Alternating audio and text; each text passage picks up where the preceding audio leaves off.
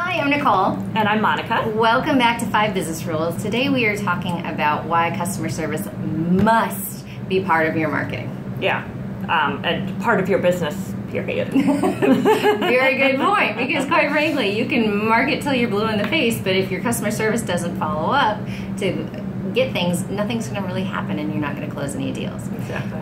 Which brings me to point number 1. Be reachable. You can't get the sale if you aren't responsive. I've heard from so many of my clients that they reached out to somebody for a quote or whatever and they went a week or more with no response. And that's kind of crazy. If somebody's asking you to do a job for them and you don't respond, how are you running your business? I know. I've actually made introductions between two people who can work together and the same thing. And I'm like, no, you're losing the sale. You're making me look bad. Oh, there you go. Actually, let's skip ahead. Let's talk right there. Reputation is hugely dependent on good service because I don't make recommendations if somebody that I can't trust and do that, or that's not going to be responsive. Yeah.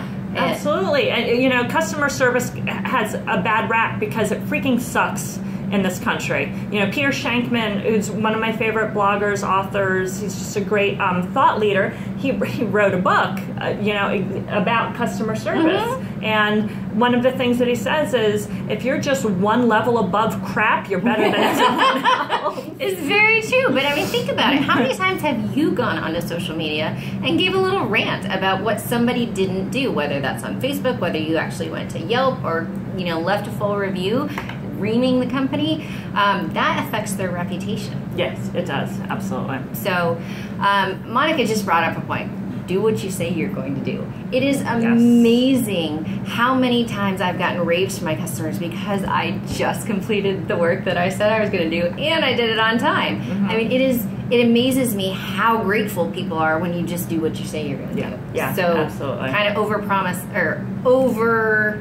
promise, over deliver. I got it. I always say that wrong.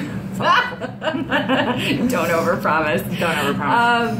So let's also go. We talked a little bit about referrals already, right? Yeah. If you get good service, that is what I think the number one reason people refer is because you're trustworthy, you're reliable, you do that, and so good customer service will yield referrals, and we all know referrals are a heck of a lot easier than just going and getting a cold business. Yeah, absolutely. If I see a client call me, it doesn't matter what I'm doing, I will pick up the phone and answer. I might not be able to talk right then. I would let them know I'm going to call you right back.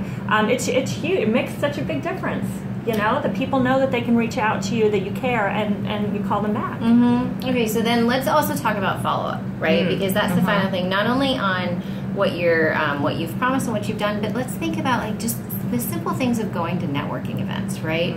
Is that you have this stack of cards and then what do you do with it? Right. But it's amazing when you start reaching out and starting these conversations, how much is going to come back for you?